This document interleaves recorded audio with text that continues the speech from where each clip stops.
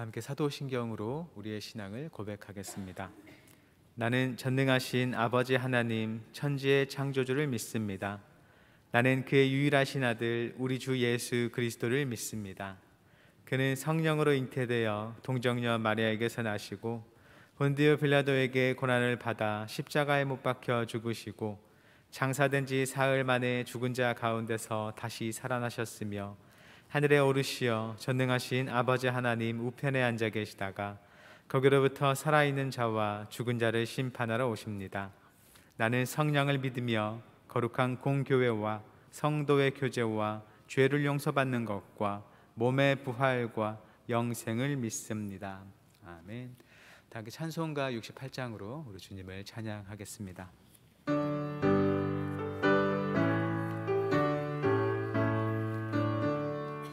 오 하나님 우리의 창조주시니 내 주님께 귀한 것 드립니다. 내 주께만 엎드려 경배드리며 내 주의 이름 높이 찬양하네. 오 하나님 우리의 대주제시여 큰 풍랑일 때도 도우셨네.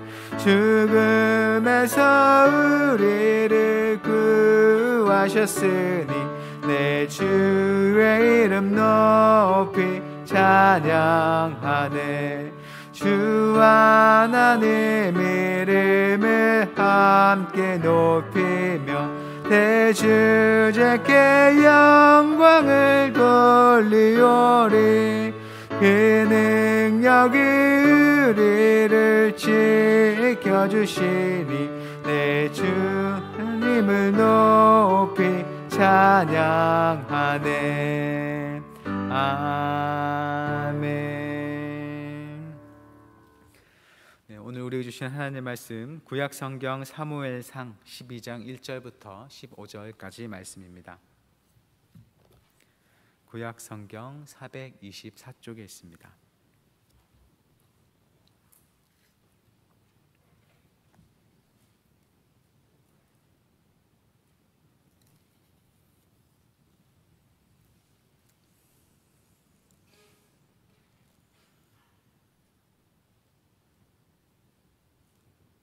사무엘상 12장 1절부터 15절 말씀 저 여러분이 교독하고 마지막 절 함께 읽겠습니다. 사무엘이 온 이스라엘에게 이르되 보라 너희가 내게 한 말을 내가 다 듣고 너희 위에 왕을 세웠더니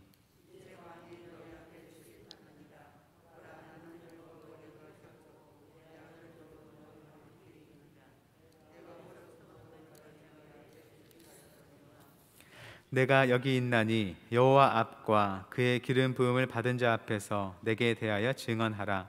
내가 누구의 소를 빼앗았느냐 누구의 나귀를 빼앗았느냐 누구를 속였느냐 누구를 압제하였느냐 내 눈을 흐리게 하는 뇌물을 누구의 손에서 받았느냐 그리하였으면 내가 그것을 너희에게 갚으리라 하니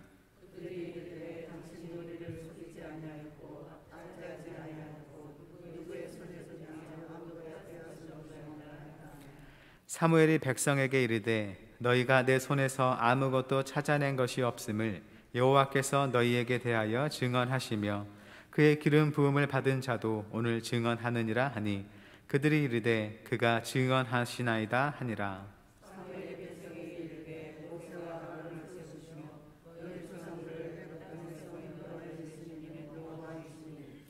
그런즉 가만히 서 있으라. 여호와께서 너희와 너희 조상들에게 행하신 모든 공의로운 일에 대하여 내가 여호와 앞에서 너희와 담론하리라.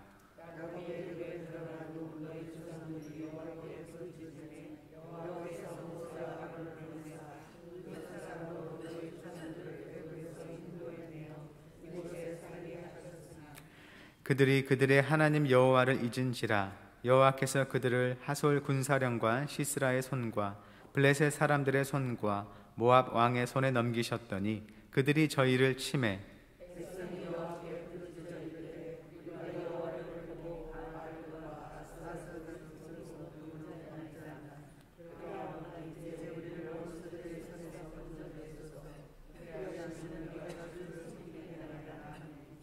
여호와께서 여룻바알과 베단과 입다와 나 사무엘을 보내사 너희를 너희 사방 원수의 손에서 건져내사 너희에게 안전하게 살게 하셨거늘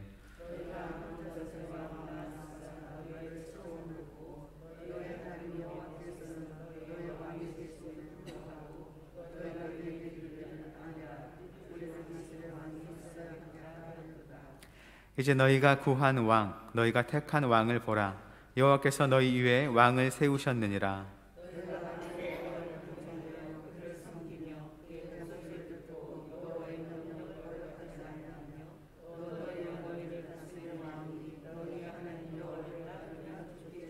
함께 읽겠습니다. 너희가 만일 여호와의 목소리를 듣지 아니하고 여호와의 명령을 거역하면 여호와의 손이 너희 조상들을 치신 것 같이 너희를 치실 것이라. 아멘.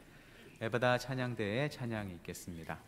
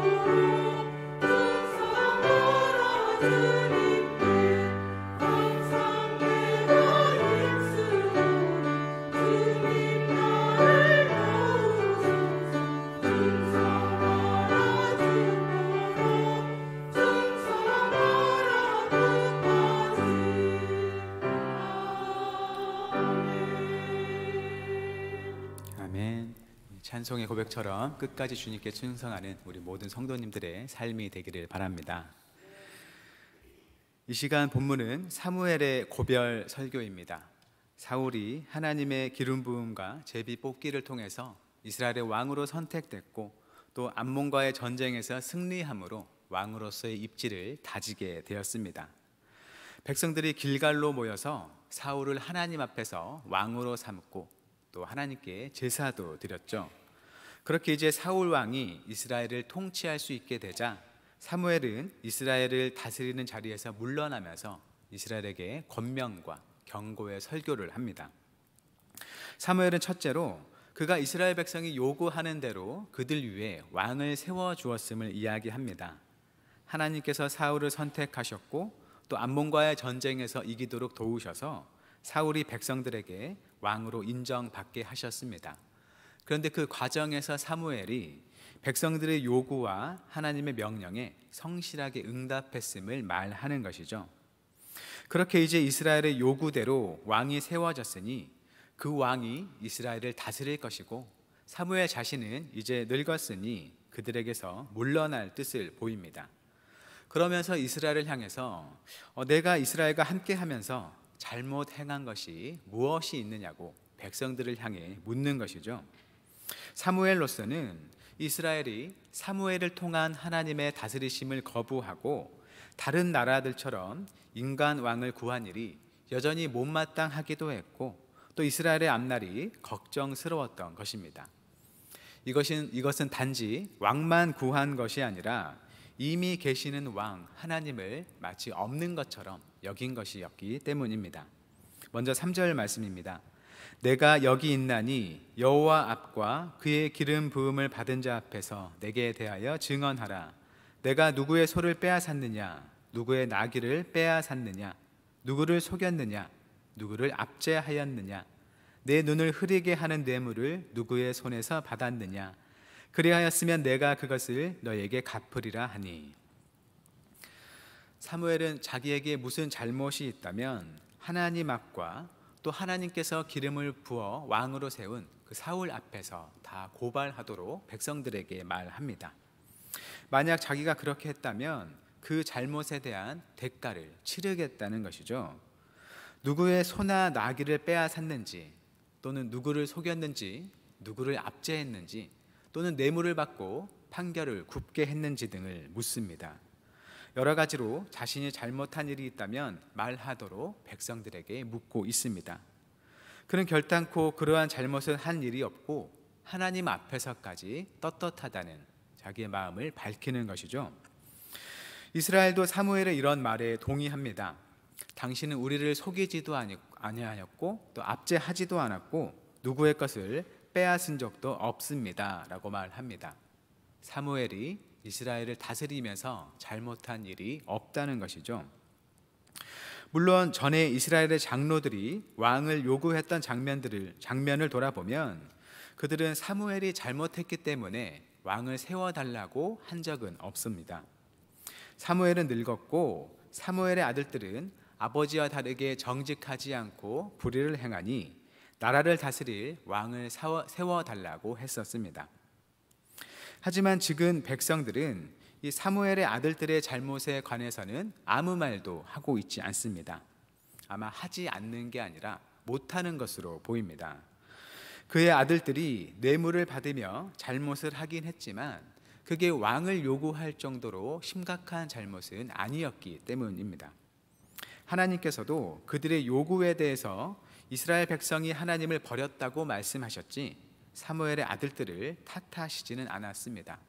사무엘의 아들들의 문제는 그것 또한 하나님께서 해결해 주시면 될 일이었기 때문입니다. 이방 나라처럼 눈에 보이는 왕을 원했던 백성들이 그 욕망을 이루기 위해서 문제를 사실보다 과장해서 사무엘에게 주장한 것이라 볼 수 있습니다. 사무엘은 이제껏 그에게 아무 허물이 없었다는 것을 백성들이 확언하게 합니다. 5절 말씀입니다. 사무엘이 백성에게 이르되 너희가 내 손에서 아무것도 찾아낸 것이 없음을 여호와께서 너희에게 대하여 증언하시며 그의 기름 부음을 받은 자도 오늘 증언하느니라 하니 그들이 이르되 그가 증언하시나이다 하니라. 하나님도 또 기름 부음을 받은 왕 사울도 또 백성들도 사무엘의 결백을 증언합니다. 그리고 사무엘은 이어서 하나님께서 이스라엘을 위해서 어떻게 행하셨는지를 쭉 이야기합니다. 모세를 통해서 애굽에서 건진 일부터 시작해서 가나안 땅에 들어온 후에 사사 시대를 지내면서 이스라엘이 하나님의 도우심으로 구원 얻은 일을 이야기합니다.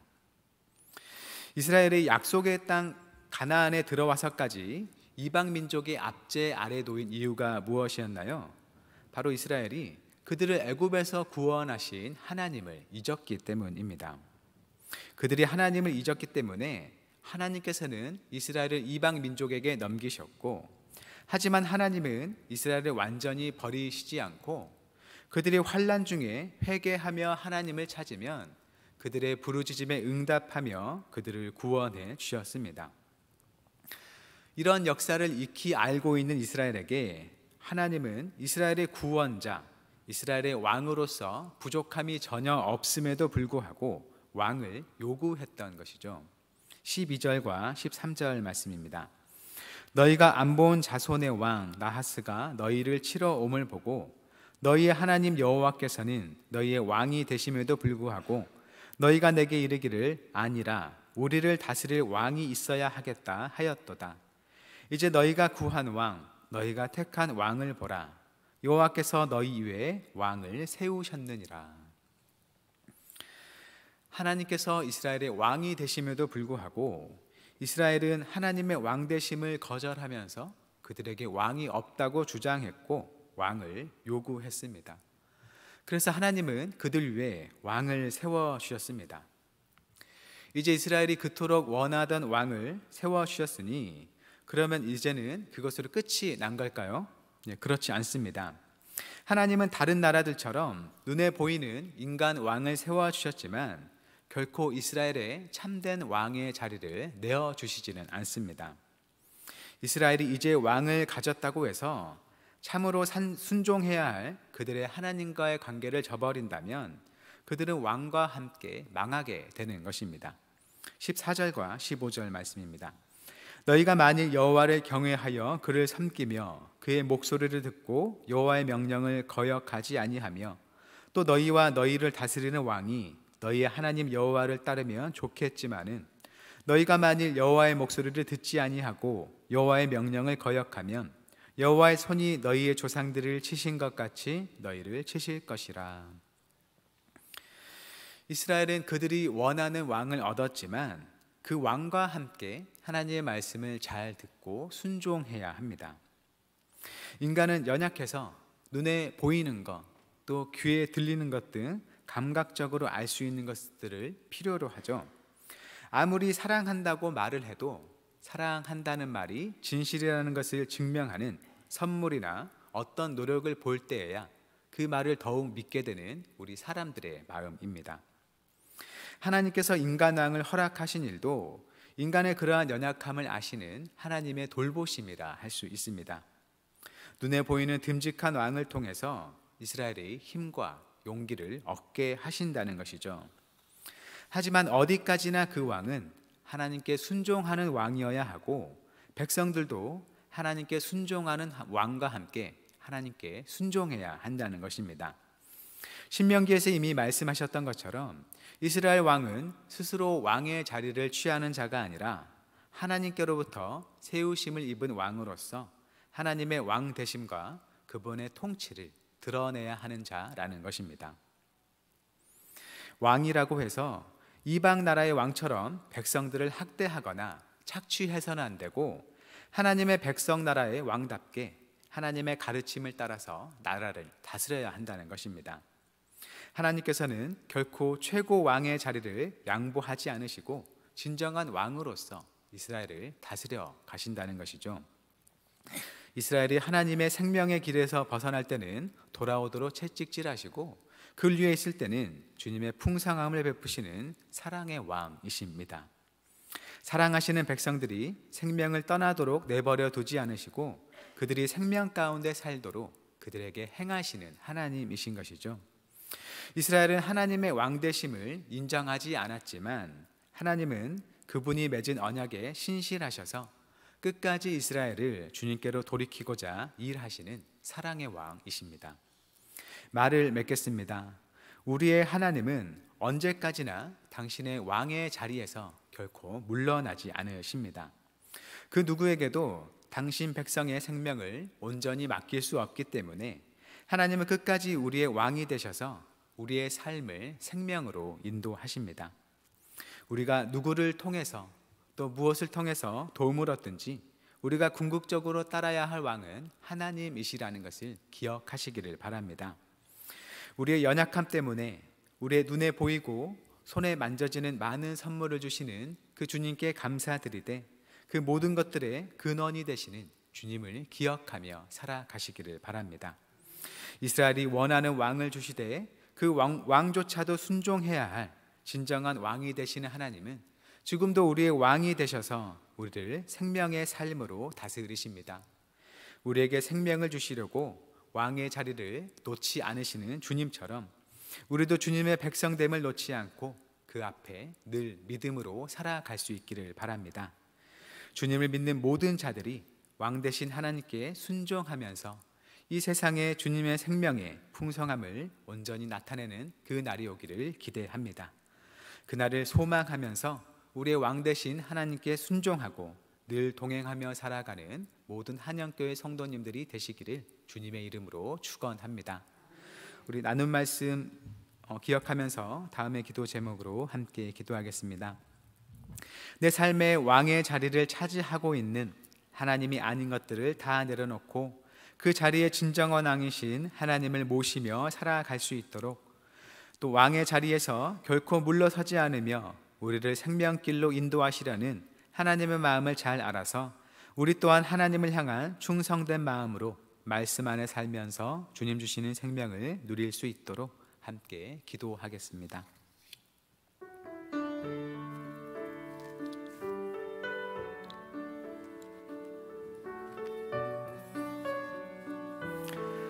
사랑의 하나님, 주님께서 이 세상을 창조하시고 우리 모두와 함께 하시면서도 참으로 우리가 주님을 우리 왕으로, 우리 주민으로 모시지 않고 우리 눈에 보이고 내가 원하는 것들을 나의 왕으로, 주님으로 모시며 살아갈 때가 있음을 주님 고백합니다. 참으로 주께서 우리에게 생명을 주셨고 우리에게 일용할 양식을 주신다고 고백하면서도 내가 하루하루 살아가기 위해서 하나님이 아닌 다른 것들을 애타게 구하며 그것으로 만족하고 그것 때문에 내가 오늘 하루를 살았다고 말하는 건 아닌지를 돌아봅니다. 하나님, 주님 눈에 보이지 않지만 여전히 우리 왕 되셔서 나의 삶과 우리의 삶과 이 세상의 모든 것들을 다스리심을 우리가 믿습니다. 참으로 우리가 뜻하는 대로 세상이 굴러가지 않는 그 모습 속에서도 하나님 함께 하셔서 반드시 주님의 선한 뜻을 이 땅 가운데 펼치실 것을 믿으며 주님을 신뢰하며 나아가길 원합니다. 하나님, 우리 안에 있는 모든 하나님 아닌 것들을 다 내려놓게 하시고 오직 주님만을 따르며 살아갈 수 있도록 우리를 인도하여 주옵소서. 우리가 참으로 주님을 우리 삶에 맞아들일 때 그 왕된 자리에서 모든 것들을 내려놓고 주님을 우리 왕으로 모셨던 그 마음을, 그 충성됨을 기억하며 다시금 우리가 하나님 앞에 회복된 마음으로 살아갈 수 있도록 주여 도와주옵소서. 하나님, 결코 그 왕의 자리에서 물러서지 않으시며 우리를 그 생명으로 다스리시며 하나님의 영원한 나라로 인도하심을 우리가 생각합니다. 그와 같이 우리도 하나님의 충성된 백성의 마음을 놓지 않고 늘 주님을 신뢰하며 살아갈 수 있도록 주여 도와주옵소서. 그렇게 주님을 붙잡고 동행하는 자에게 베푸시는 하나님의 은혜와 평강 안에 살아갈 수 있도록 우리에게 주님의 크신 복을 내려 주옵소서. 오늘도 우리와 함께하사 주와 함께. 우리의 왕이신 하나님, 우리 눈에 보이는 유익하고 힘이 되는 많은 것들 뒤에 참되신 왕이신 하나님이 계심을 늘 기억하며 살게 하옵소서. 우리의 연약함이 우리 눈에 좋아 보이는 것들을 찾고 쫓게 하지만 그것들을 왕으로 삼지 않고 오직 우리의 생명 되시는 주님만을 따라 살아가게 하옵소서. 주님께서 우리를 위해 가장 좋은 길 주시기를 포기하지 않으시기에 그 사랑을 신뢰하며 주님의 가르침을 따라 살게 하옵소서. 말씀대로 살아가는 길이 힘들고 어둡게 느껴질 때라도 주님의 때에 반드시 밝게 비춰주실 그 소망의 날을 기대하며 순종하는 우리의 믿음의 삶이 되게 하옵소서. 오늘도 주님의 선한 능력을 의지하는 모든 성도의 발걸음을 인도해 주시길 구하오며 예수님의 이름으로 기도드립니다. 아멘. 하늘에 계신 우리 아버지, 아버지의 이름을 거룩하게 하시며 아버지의 나라가 오게 하시며 아버지의 뜻이 하늘에서와 같이 땅에서도 이루어지게 하소서. 오늘 우리에게 일용할 양식을 주시고 우리가 우리에게 잘못한 사람을 용서하여 준 것 같이 우리 죄를 용서하여 주시고 우리를 시험에 빠지지 않게 하시고 악에서 구하소서. 나라와 권능과 영광이 영원히 아버지의 것입니다. 아멘.